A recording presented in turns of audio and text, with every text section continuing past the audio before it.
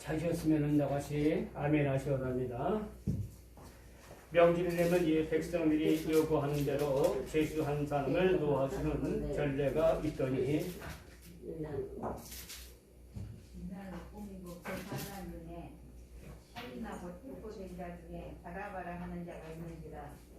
머리가 나아가서 절대로 하여 주기를 요구한대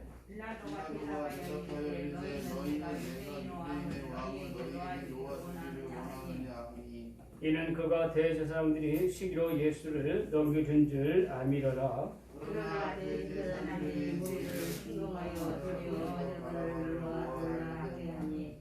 빌라도가 또 대답하여 이르되 그러는 너희가 유대인의 왕이라 하는 이를 내가 어떻게 하랴?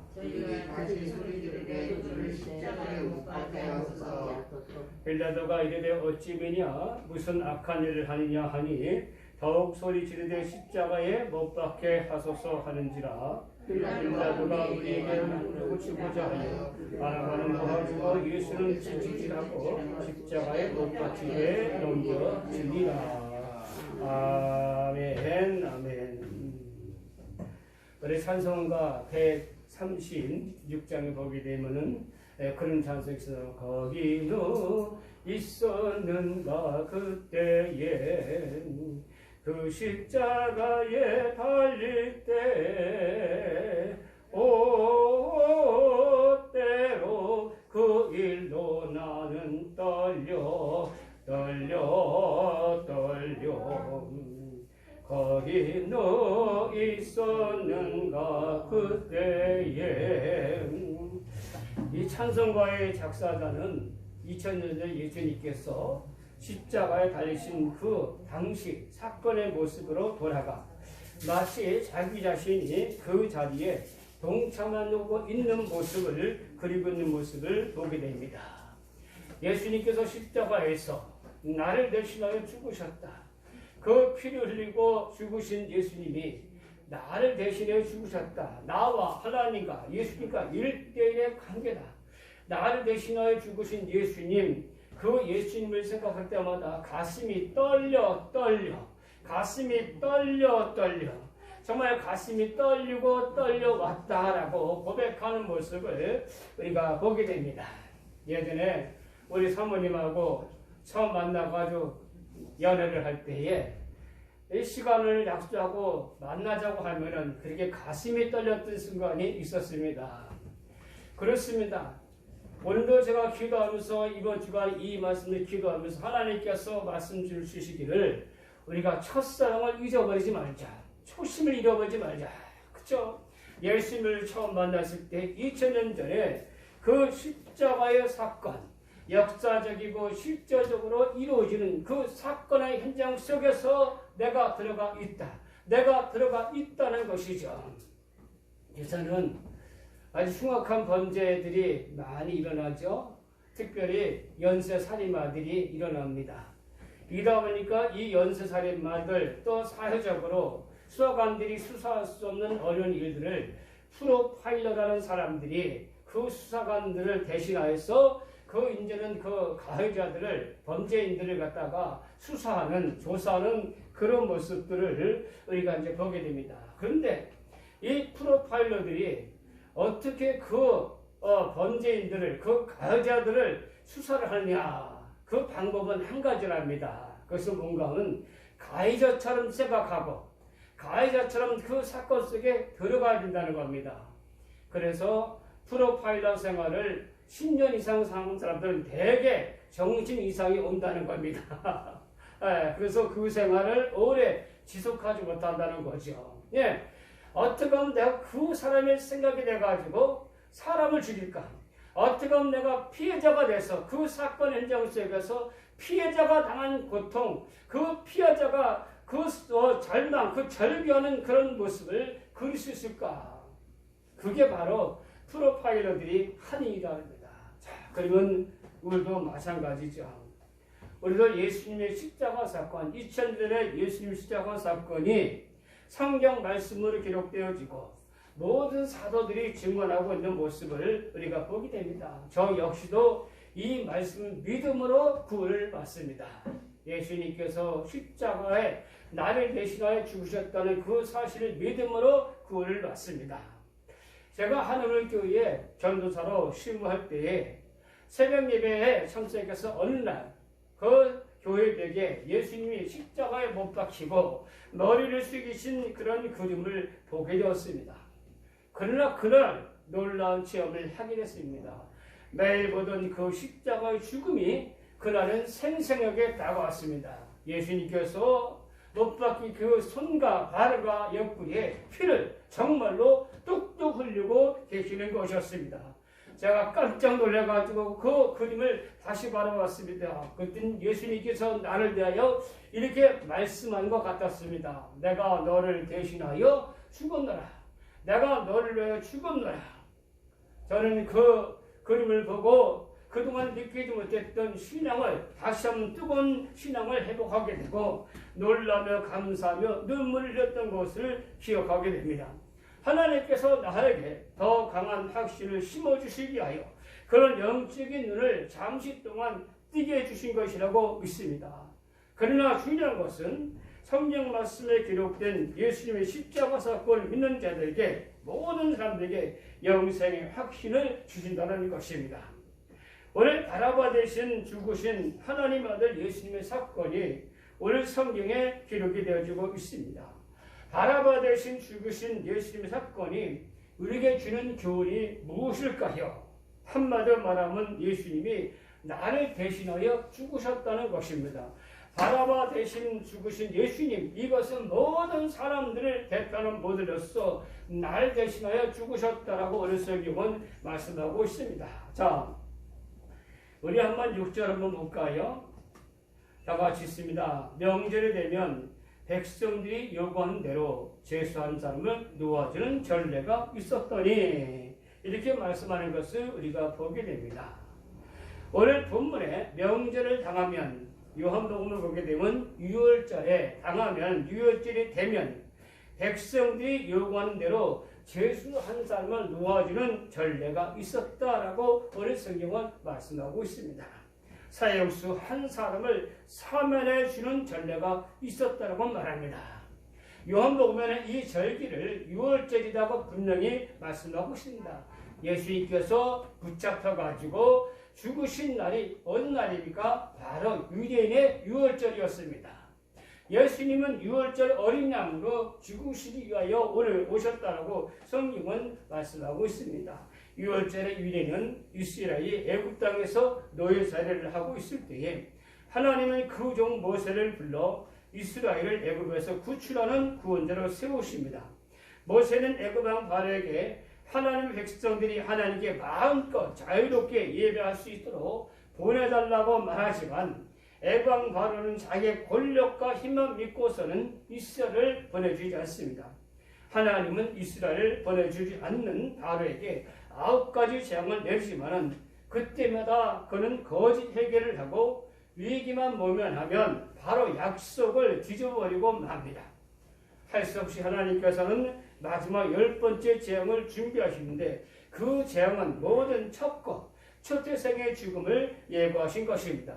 짐승이나 사람이나 장자를 죽이시겠다고 하나님은 예고하셨습니다. 그리고 이 죽음의 재앙은 이스라엘 백성, 하나님 백성들이나 이방인, 애굽 백성들을 가리지 않고 내리시겠다라고 하나님께서 말씀하신 것을 우리가 보게 됩니다. 그러나 이 죽음을 피할 한 가지 방법을 하나님께서 제시하십니다. 유대인이나 하나님의 백성이나 애굽의 백성들이지 누구든지 양을 잡아서 그 피를 무인방과 자유인방에 바리면은 하나님의 죽음의 천사가 그 피를 보고 넘어갈 것이다. 그 집에는 죽음의 천사가 들어가지 않고 그 집을 넘어가겠다라고 하나님께서 말씀하신 것을 우리가 보게 됩니다. 이스라엘 백성들이나 하나님 믿지 않는 애굽 백성들이나 하나님 믿는 백성들이나 하나님 믿지 않는 애굽 백성들과 똑같이 죽음을 피할 방법은 어린 양의 피로서만 구원을 받는다고 유월절은 말씀하고 있습니다. 히브리서 보니까 피 흘림이 없은즉 사함이 없다라고 성경은 말씀하고 있습니다. 죄 없는 어린 양의 피가 사람의 죄를 대신하신 것처럼 죄 없으신 예수 그리스도가 유월절에 어린 양으로 오셔서 모든 사람들의 죄를 씻기 위하여 이 세상에 오셨다라고 성경은 말씀하고 있습니다. 우리 부르는 복음성에 그런 복음성이죠.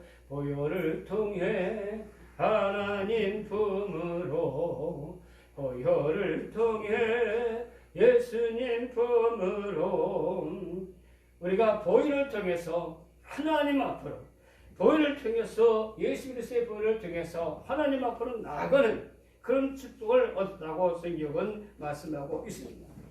이스라엘 백성들은 이같이 애굽 땅에서 어린 양의 피로써 해방되고 자유를 얻은 그 유월절을 기념하기 위하여 유월절이 되게 되면 죽어야 할 사람, 사형당할 사형수를 한 명을 풀어주는 그런 전례를 세웠다라고 오늘 성경은 말씀하고 있습니다. 그래서 유대 사람들은 오늘 빌라도에게 와가지고 우리들에게 이 유월절의 전례대로 사형수 한 명을 풀어달라고 요구한 모습을 보게 됩니다. 아마도 이 처음 요구한 사람들의 의미는 예수님을 불러달라는 의미였을 것입니다. 그런데 이 요구는 순식간에 뒤집혀버리고 말지요.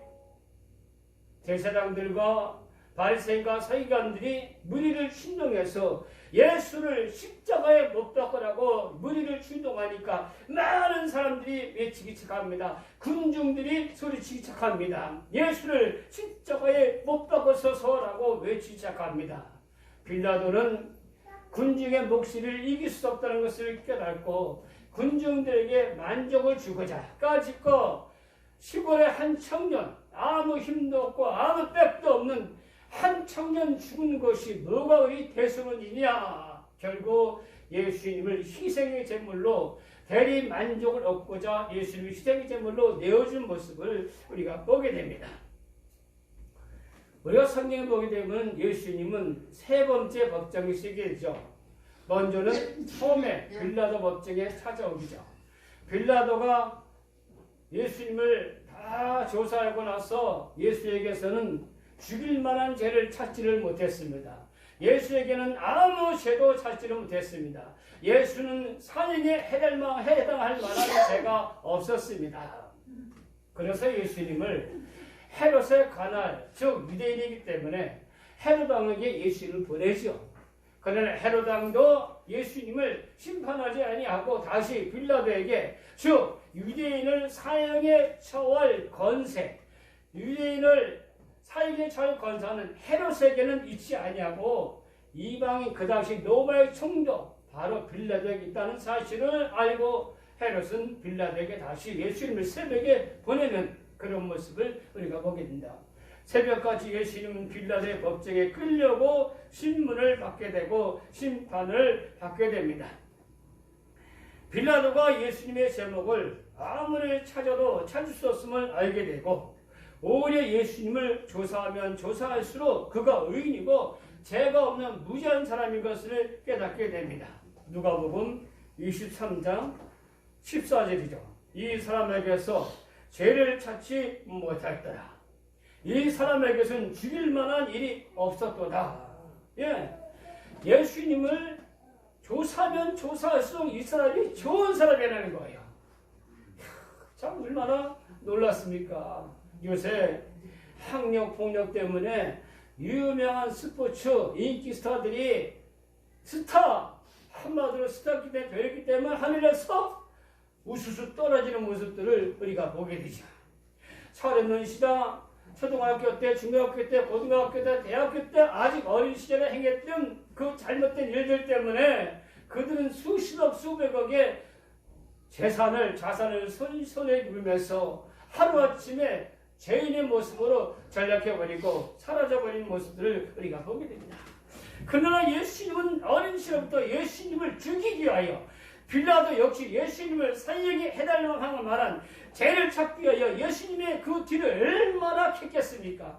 얼마나 조사했겠습니까? 그런데 희한하게도 예수님은 조사는 조사할수록 이 사람은 의인이고 좋은 사람이고 착한 사람이고 예수에게서는 죄를 찾지를 못했도다 하고 오늘 빌라도는 말하고 있는 모습을 우리가 보게 됩니다.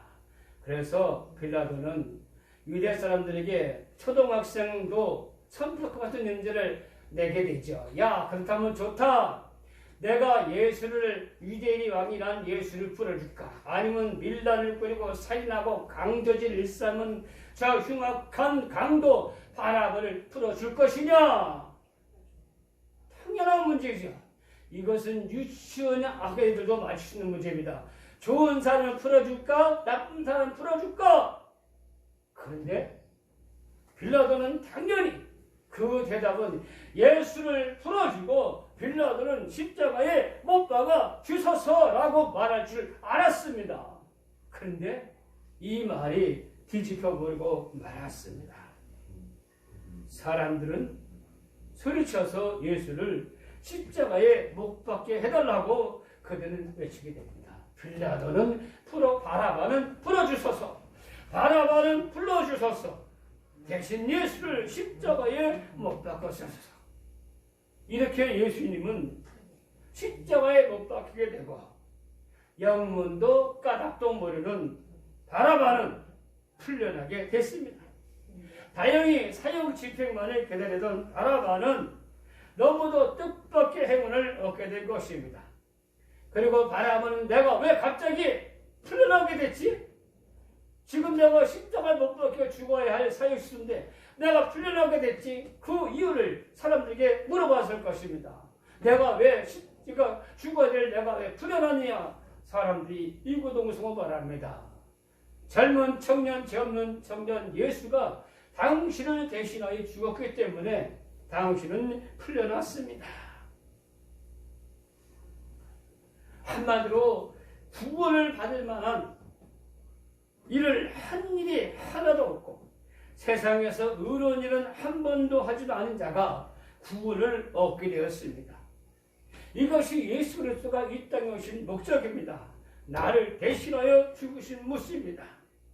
누가복음 23장에 보면 예수님이 십자가 달릴 때 좌우에 다른 2명의 사형수들도 함께 못을 박히고 사형이 집행되었습니다. 그때 한 사형수는 예수를 조롱하면서 자기는 구원하지 못한다. 십자가 내려와서 우리를 구원하라고 그는 외치게 됩니다. 그때 회개한 한 사형수는 이렇게 말합니다. 달 행하는 역자 중 하나는 그 사람을 꾸짖어 이르되 네가 동일한 전제를 받고서도 하나님을 두려워하지 아니하느냐? 우리는 우리의 행한 일에 상당한 복을 받는 것이니 우리는 우리의 행한 일에 상당한 복을 받는 것이니 이에 당연하거니와 이 사람이 행한 것은 옳지 않은 것이 없느니라. 어떤 교회 집사님이 제게 전화를 해가지고 목사님 제가 성경을 읽으면 읽을수록 구원을 받는 것이 힘든 것을 깨달았습니다. 아마 그분도 성경을 깊이 읽다 보니까 정말 구원받는 것이 얼마나 힘든다는 것을 깨달은 건 그 겸손한 말인 줄을 저는 알았습니다. 그래도 저는 그 목사로서 바른 신앙을 심어줘야 할 이유가 있는 것이죠. 집사님, 우리가 구원을 받는 것은 행위나 공로로 받는 것이 아니라 오직 예수님의 십자가의 공로로 구원을 받는 것입니다. 안소니 히키슨 주인의 바라바는 영화가 있습니다. 거기서도 바라는 평생 사람을 속이고 강도와 살인과 밀란을 저질렀던 바라바는 사형을 언도받고 죽으려면 그들과 그 유월절에 사면되어 풀려나게 됩니다. 그가 살아난 것은 예수가 대신해 죽었기 때문이라고 사람들이 듣게 되지만은 그는 아무런 생각도 하지 않습니다. 그러니까 그까지 청년이 날 대신해 죽었다는 게 무슨 대수로운 것이야. 그는 어디를 가든지 사람들이 자기를 알아보고 예수 때문에 다시 살아난 사람이라고 말하는 것이 듣기 싫었습니다.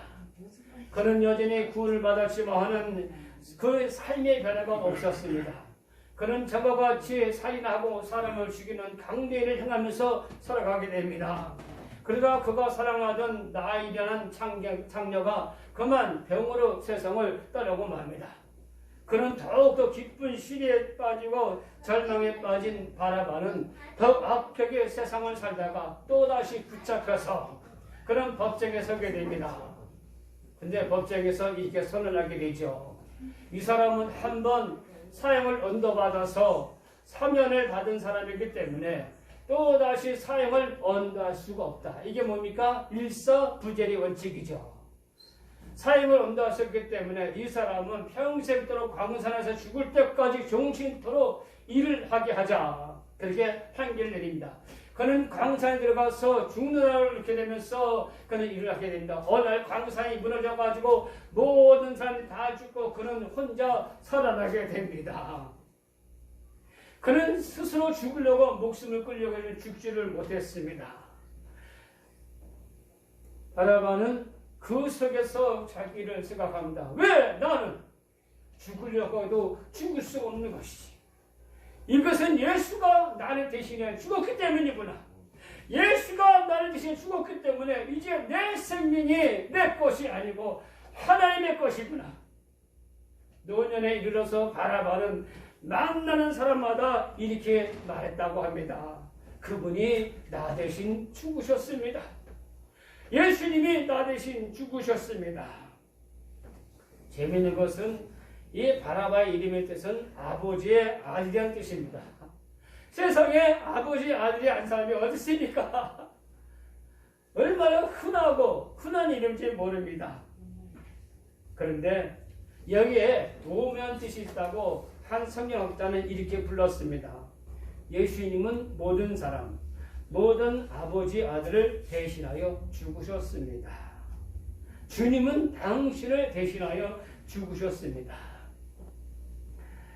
A.W. 토저 박사님은 한 번은 젊은 신자가 오래 예수 믿는 사람에게 와서 물어봅니다. 십자가에 못 박히는 것은 무엇을 뜻하는 것입니까? 성수관 신자는 이렇게 대답했습니다. 십자가에 못 박힌다는 것은 세 가지를 의미합니다. 첫째, 십자가에 못 박힌 사람은 한 방향만 바라보고 있습니다. 그렇죠? 십자가에 못 박히면 뒤를 볼 수가 없죠. 앞만 봐야 되죠. 둘째, 그는 뒤로 후퇴할 수가 없습니다. 셋째, 그는 자신의 앞으로의 계획을 갖고 있지 않습니다. 이 세 가지에서 깊이 생각해 보시기 바랍니다. 첫째로, 십자가에 못 박힌 사람은 오직 한 방향만을 대하고 있다는 것입니다. 너무나 많은 크리스천들이 한꺼번에 두 가지 방향을 생각하고 있습니다. 너무나 많은 사람들이 세상을 천국 가기를 원하면서도 세상을 사랑하고 있습니다. 이것이 두 마음을 품고 있는 사람의 마음과 같습니다. 둘째로 못 박힌 사람들은 뒤로 후퇴하지 않습니다. 십자가는 끝입니다. 커튼은 덜려서 드라마는 끝났습니다. 그 십자가 사건은 정말입니다. 그리스도와 함께 십자가에 못 박힌 사람은 그의 옛생활로 돌아가지 않습니다. 그의 생활은 영원히 끝난 것입니다. 그리스도와 함께 죽고 그리스도와 함께 다시 살아났다고 갈라디아서 2장에서 분명히 말씀하고 있죠. 마지막으로 세 번째로 십자가에 못 박힌 사람은 자신의 계획이 없습니다. 그는 더 큰 집이나 더 좋은 차를 꿈꾸지 않습니다. 그는 자신의 생애를 끊는 것입니다. 그의 쇠사슬은 모두 끊어졌고 그의 매력도 다 가버렸습니다. 이러한 세 가지만 해서 우리는 십자가에 못 박힌 사람들입니다. 우리들은 구원을 받을 만한 어떤 공로나 장력이 없지만은 예수님이 유월절 어린 양이 되셔서 우리의 모든 죄를 십자가에 대속하여 주셨으므로 우리는 생명을 얻고 영생을 선물로 받게 된 것입니다. 주님은 나를 대신하여 십자가에 죽으셨습니다. 우리들의 살아갈 동안 전해야 할 복음이 바로 이것입니다. 예수님이 나 대신 죽으셨습니다. 한번 따라서 합시다. 예수님이 한번 다 같이 예수님이 나 대신 죽으셨습니다. 할렐루야. 예수님이 나 대신 죽으셨습니다. 이 사순절 나를 대신하여 죽으시고 부활하신 주님을 마음 깊이 새기고 살아가시기를 예수님의 이름으로 축원을 드립니다. 자비하고 은혜가 많으신 하나님 아버지, 하나밖에 없는 아들 예수님을 십자가에 못 박도록 죽으셨습니다. 예수님께서 나를 대신하여 죽었습니다. 우리가 평생에 전할 복음의 말씀, 예수님이 나 대신 죽으셨다. 나 대신 죽으셨다는 그 사실을 바라보고 오직 천성만을 바라보고 오직 한 마음을 가지고 끝까지 믿음으로 달려나가는 우리 믿음 될 수 있도록 주의 선생님께서 도와주시고 역사해 주시옵소서. 예수님의 이름으로 감사하며 기도드리옵나이다.